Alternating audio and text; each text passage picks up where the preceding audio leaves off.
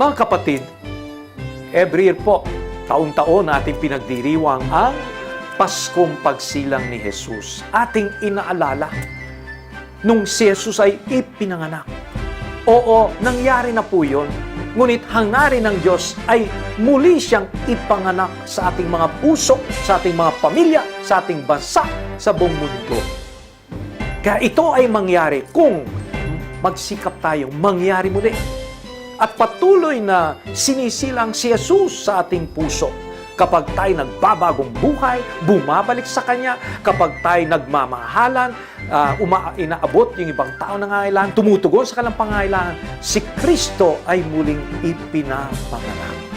So, ang Pasko, hindi lang kung isang nangyari na, tapos na, hindi. Patuloy na nangyayari. Kung saan man ang pagmamahal, pag-ibig, sinisilang, ibinabahagi, ipinapanganak si Jesus. Kaya sana maging Pasko para sa ating lahat araw-araw, hindi lamang December 20.